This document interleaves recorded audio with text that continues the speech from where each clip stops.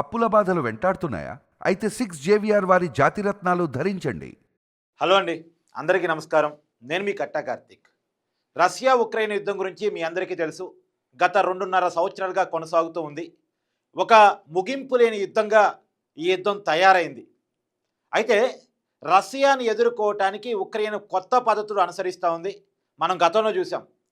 రష్యాలోకి తన డ్రోన్లను పంపించి రష్యా బంకర్లను ఏ రకంగా ధ్వంసం చేసింది అనేటువంటిది, రష్యాకి ఏ మేరకు నష్టం జరిగింది అనేటువంటిది గతంలో మనం మాట్లాడుకున్నాం.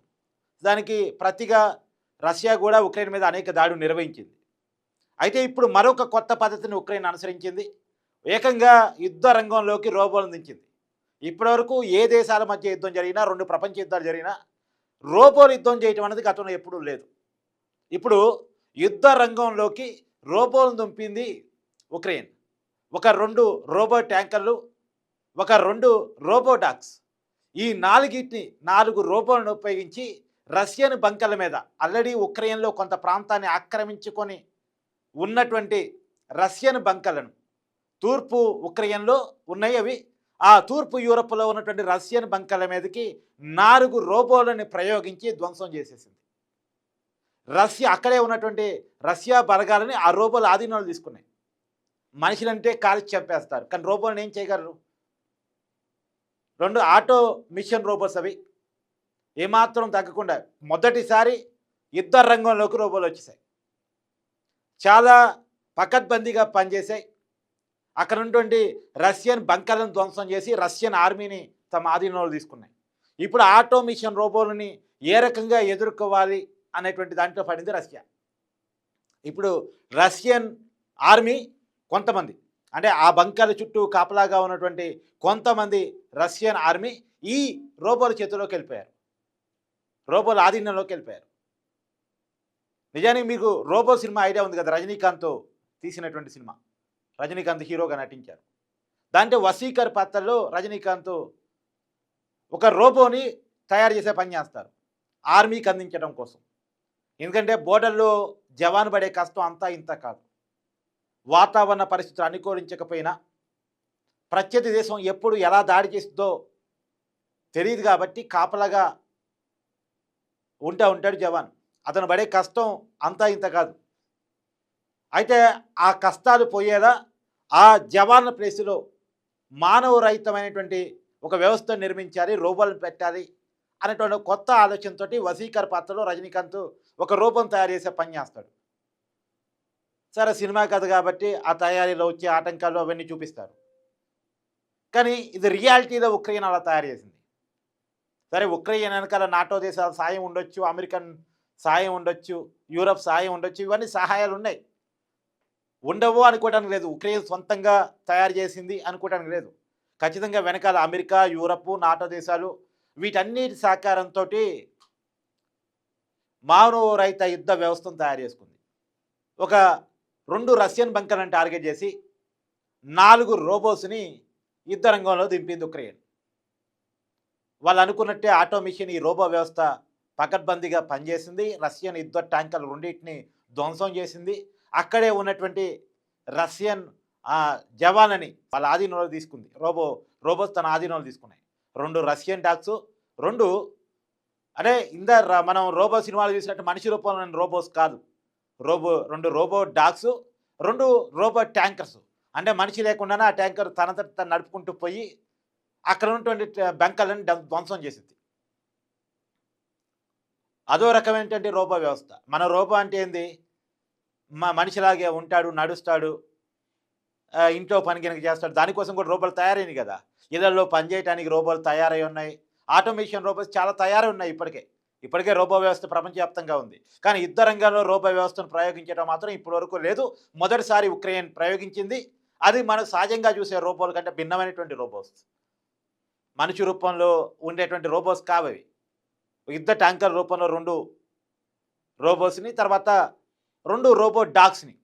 మనం మామూలుగా డాగ్స్ క్యాడ్ చూస్తుంటాం కదా, కానీ యుద్ధంలో డాగ్స్ ఉపయోగించడానికి వీలే. ఎందుకంటే అవి అంత పకడ్బందీగా అక్కడ పనిచేయడం కష్టం వాటికి. అందుకని ఇప్పుడు రోబో డాగ్స్ వచ్చేసాయి. అవి శత్రువులు ఎక్కడున్నారు, వాళ్ళ ట్యాంకర్లు ఎక్కడున్నాయి, ఇవన్నీ కనిపెడతా ఉంటుంది. దాన్ని ఈ రోబో ట్యాంకర్సు వెళ్ళే ధ్వంసం చేసి వస్తాయి. సో ఒక పకడ్బందీ వ్యవస్థ. మరి వీటి ఆటోమిషన్ రోబోట్స్ని ఎలా ఎదుర్కోవాలనే దాని మీద రష్యా కూడా కింద మీద పడుతోంది. చూడాలి రష్యా ఏ రకంగా ఎదుర్కొంటుంది. రష్యన్ బంకర్లు ధ్వంసమయ్యాయి కాబట్టి దానికి ప్రతిగా రష్యా ఎలా స్పందిస్తుంది ఏంటి అన్నది చూడాలి. కానీ మొత్తంగా అయితే రష్యా ఉక్రెయిన్ యుద్ధం కొంత ఆసక్తిని నిలుపుతూ ఉంది.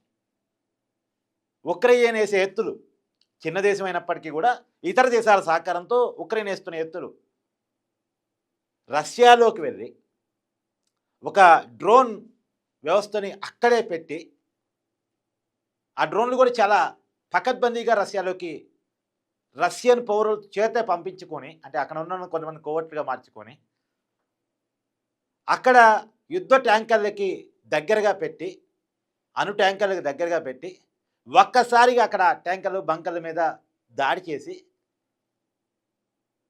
అక్కడ వ్యవస్థని ఏ రకంగా ధ్వంసం చేశారు, వైమానిక వ్యవస్థని ఏ రకంగా ధ్వంసం చేసింది. దాదాపు లక్షల కోట్ల రూపాయల నష్టం గతంలో రష్యాకి ఉక్రెయిన్ తలపెట్టింది.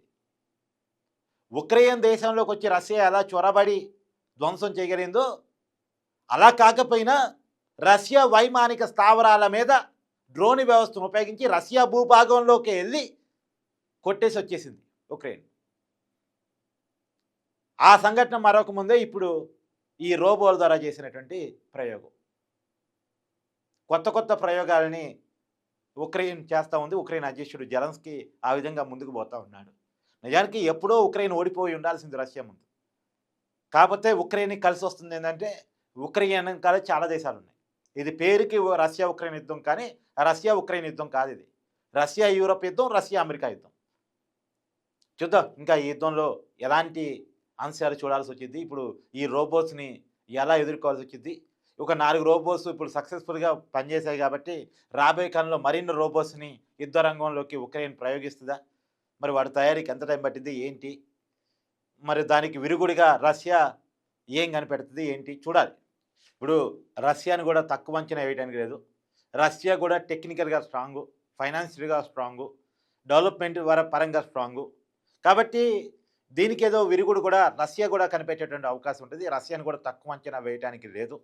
కాబట్టి ఇంకోటి ఏంటంటే ఇక ఉక్రెయిన్ ఏదో రకంగా నా మీద దాడి చేస్తుంది అనుకుంటే అణు యుద్ధానికి కూడా రష్యా ఏమాత్రం వెనకాడదు. గతంలో కూడా అనేక వార్నింగ్స్ ఇచ్చింది. కాకపోతే నేను అనుకోవటం, నా వ్యక్తిగత అభిప్రాయం మాత్రం ఉక్రెయిన్ని తన భూభాగంలో తీసుకొచ్చుకోవాలని రష్యా అనుకుంటే తప్ప అణుబాంబులేసి ఉక్రెయిన్ని పూర్తిగా ధ్వంసం చేయాలని రష్యా అనుకోవటం లేదు. కాబట్టే ఇంతవరకు ఇన్ని సంవత్సరాల యుద్ధంలో ఏనాడు కూడా పరీక్ష కానీ అణు యుద్ధానికి కానీ ఉక్రెయిన్ మీదకి రష్యా తెరదీయలేదు. వెయ్యాలనుకుంటే ఇన్నాళ్ళ యుద్ధంలో ఏదో ఒక రోజు అణుబాంబును వాడేది. ఉక్రెయిన్ రష్యాకి లక్షల కోట్ల రూపాయల నష్టం చేకూర్చినా సరే అణు యుద్ధాన్ని వాడలేదు. కాకపోతే రష్యా ఇచ్చిన వార్నింగ్ ఏంటంటే ఉక్రెయిన్ సపోర్ట్గా డైరెక్ట్గా యుద్ధంలోకి యూరోప్ దిగితే మాత్రం యూరోప్ మీద అణుబాంబులతో విరుచుకుపడతానని మాత్రం వార్నింగ్ ఇచ్చింది. అదే వార్నింగ్ని గతంలో అమెరికాకు కూడా ఇచ్చింది. అందుకని డైరెక్ట్గా ఉక్రెయిన్తో పాటు యుద్ధంలోకి యూరోప్ కానీ నాటో కానీ అమెరికా కానీ రాలేదు. ఇండైరెక్ట్గా సపోర్ట్ ఇస్తూ ఉన్నారు, ఫైనాన్షియల్గా సపోర్ట్ ఇస్తూ ఉన్నారు, ఆయుధపరంగా సపోర్ట్ ఇస్తూ ఉన్నారు తప్ప డైరెక్ట్గా ఉక్రెయిన్తో పాటు నాటో దళాలు కానీ అమెరికా దళాలు అంటే అమెరికా దళాలంటే నాటో దళాలే, నాటోలో అమెరికా భాగం యూరోప్ భాగం, డైరెక్ట్గా ఈ దేశాలు ఏమీ ఉక్రెయిన్తో పాటు రష్యా మీద యుద్ధానికి రాలేదు. కేవలం సహాయం చేస్తూ ఉన్నాయి అంతే.